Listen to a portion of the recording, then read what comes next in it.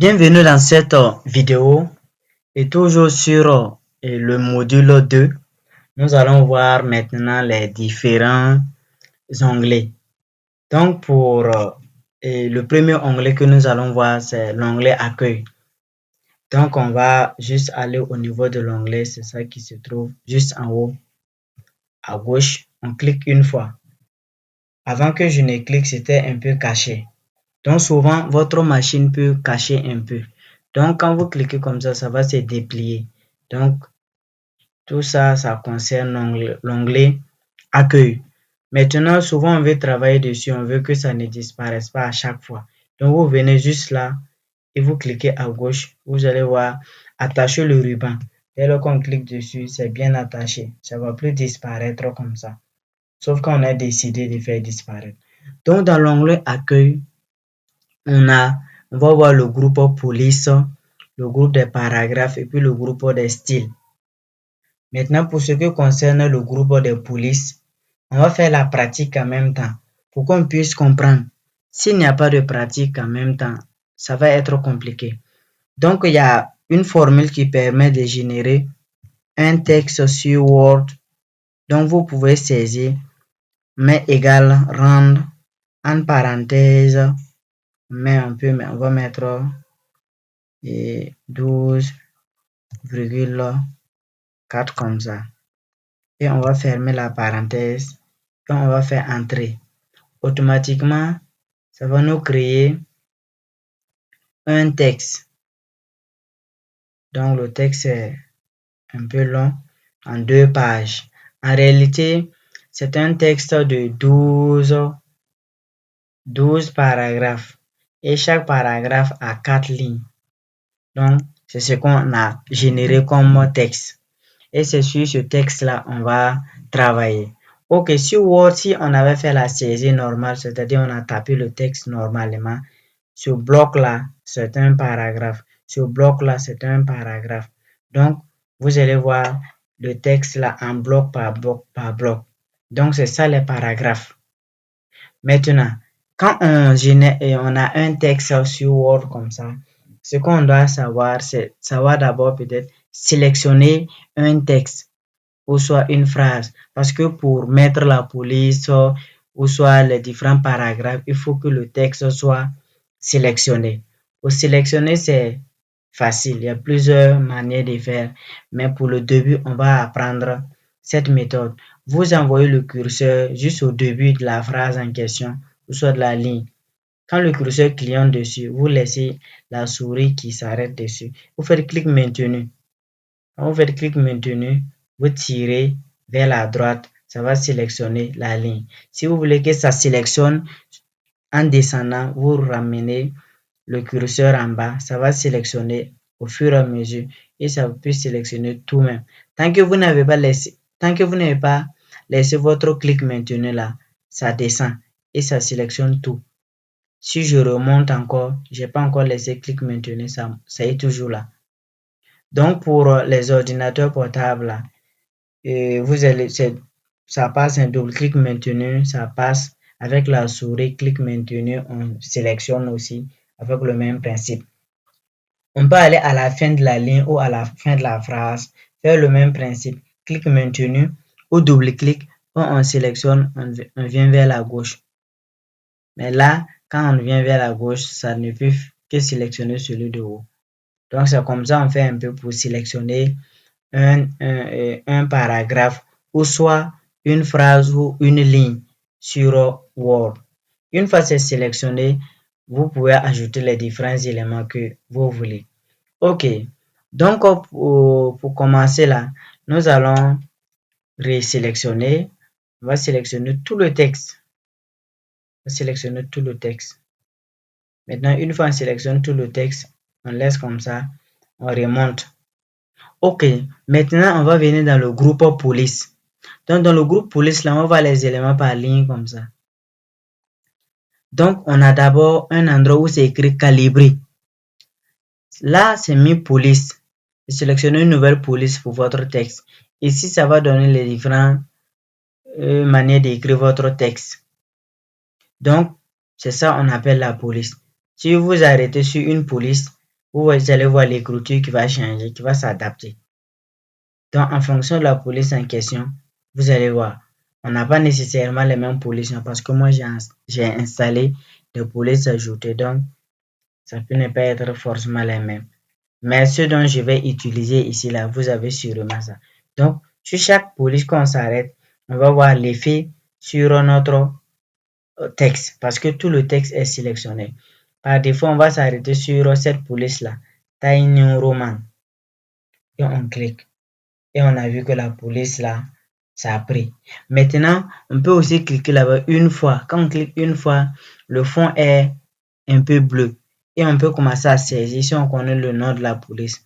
Time New Roman. Quand on commence, ça va proposer. On fait entrer, ça va prendre. OK. Maintenant, après la police, c'est la taille. Par défaut, c'est mis 11. Souvent, on veut agrandir le texte. Et rendre ça un peu plus grand. Donc, on vient au niveau de 12, on va voir que ça a augmenté un peu jusqu'à 16. On va voir que l'écriture devient de plus en plus grand.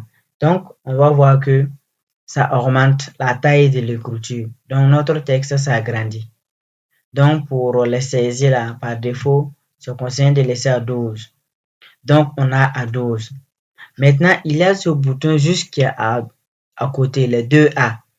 L'autre A symbolise augmenter la taille de la police. Comme je peux décider de ne pas venir cliquer au niveau des chiffres là, mais plutôt cliquer au fur et à mesure ici une fois, ça va augmenter de 2. Et ici, ça permet de ramener ça plus petit. Donc à 12. OK. Pour utiliser cet élément qu'on appelle casse, je vais venir et cliquer et sélectionner seulement le premier paragraphe. Je vais sélectionner le premier paragraphe. On va aller juste à côté du petit bouton. On va cliquer dessus une fois. Quand on clique dessus, on va voir majuscule en début de phrase. Ça, c'est ce qui est là par défaut. Maintenant, en minuscule, souvent vous avez saisi votre texte en majuscule, vous voulez que ce soit en minuscule. Vous cliquez ici seulement. Quand on clique, tout devient en minuscule, comme notre texte était déjà en minuscule. Maintenant, en capital, ça veut dire en grand caractère. Quand on prend là-bas, tout devient majuscule. Ça veut dire, je peux décider de saisir un texte en minuscule et après, je veux que tout le texte soit en majuscule. On passe par l'option casse et on choisit l'option qu'on veut. Maintenant, mettre première lettre de mot en majuscule. Ça aussi, c'est possible qu'on prend. Chaque première lettre de mot sera en majuscule. Maintenant, on peut aller dans inverser la casse. Inverser la casse, ça va faire le contraire de ce qui est sélectionné récemment. C'est-à-dire les premières lettres d'un mot en majuscule. Quand on clique, il va inverser. C'est devenu quoi? Et les premières lettres des mots là sont devenues minuscules et le reste là en majuscule. C'est ça, inverser la casse un peu. Donc, on revient comme ça et on revient comme ça. Donc, si vous voulez changer et votre texte vous mettre en majuscule, minuscule, c'est dans l'option casse. OK, cet élément, on ne va pas l'utiliser beaucoup parce que, comme son nom l'indique, effacer toute la mise en forme. Souvent, vous avez fait des mises en forme à votre texte et vous voulez qu'il supprime tout pour ramener ça à la version de base. Il va ramener. L'exemple simple ici, si on clique, ça va ramener notre texte avec la police de début calibrée et la taille du début. Donc, tout revient à la version initiale. Donc, nous, on va repartir, mettre notre police à taille New Roman là. Et on va venir mettre la taille à 12. Voilà. Là, c'est bon. OK, donc voici un peu ce qui concerne la première ligne de groupe police. Maintenant, vient maintenant la deuxième ligne, cette ligne. Maintenant, on va voir la lettre G. Ça permet de rendre le texte en gras, de rendre ça plus foncé. Quand on clique dessus, on va voir que le texte est plus foncé. Si je clique dans le vue pour désélectionner, vous allez voir la différence. Faut que je resélectionne encore. Pour désélectionner le gras là, je clique dessus une fois, ça va partir.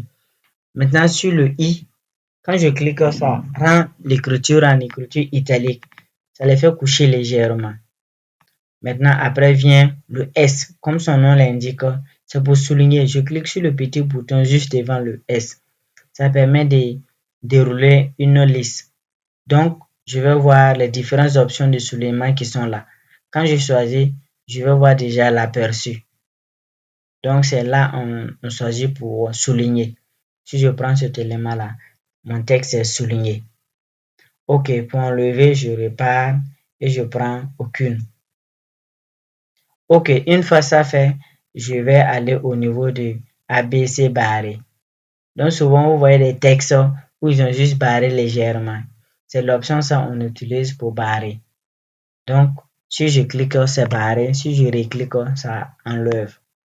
Maintenant, et ça là, ces éléments-là, c'est pour mettre des puissances et des indices. Voilà, quand je clique, c'est comme si tout le texte était un index de quelque chose. Maintenant, si je reclique, ça enlève. Si je reclique ici, c'est comme si le texte était en puissance de quelque chose. Maintenant, j'enlève.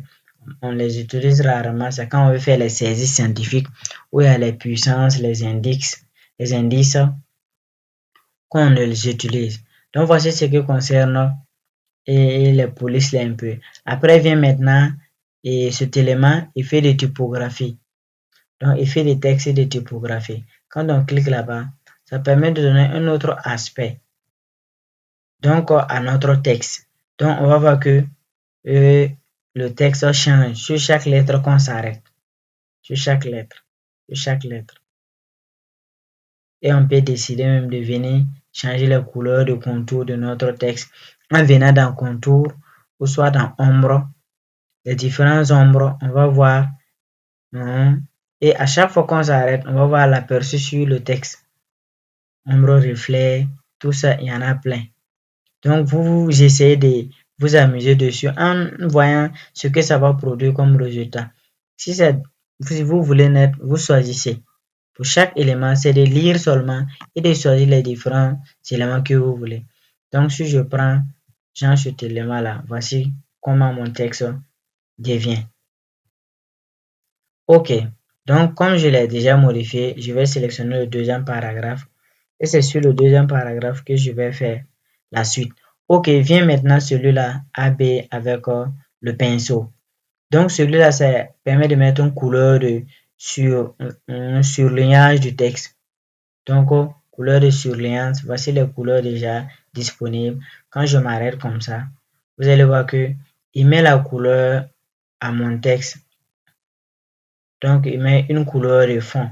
Mais la couleur de fond, là, c'est par ligne. C'est-à-dire, ça respecte ligne par ligne. C'est pour cela que vous allez voir une différence.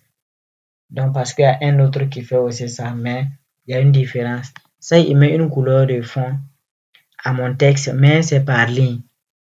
C'est pour cela qu'on dit couleur de surlignage là. OK. Donc, si je prends ce signe, je vais voir que c'est appliqué comme ça. OK. Après, vient maintenant, je vais venir ici pour ne pas qu'on mélange tout. Si celui-ci est sélectionné, je vais venir à la lettre qui suit, la lettre A. Ça, c'est pour mettre une couleur même à mon texte sélectionné. Ça, c'est la couleur de police qu'on dit. Donc, si je m'arrête sur une couleur comme ça, je m'arrête sur la couleur rouge, voici le texte qui apparaît. C'est cette couleur, voici ce qui apparaît. Si je m'arrête sur le bleu, voici ce qui apparaît. Donc, pour chaque couleur que je vais choisir, c'est ce qui apparaîtra. Donc, voici la couleur que j'ai prise. Donc, et ça donne le bleu. Donc, ça, c'est pour la couleur. Donc, voici tout ce qui concerne et l'onglet et accueille plus précisément le groupe police.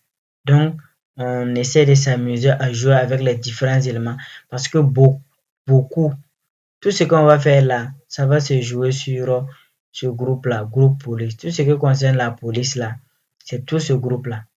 La taille, italique, souligné, tout ça là, c'est le groupe police.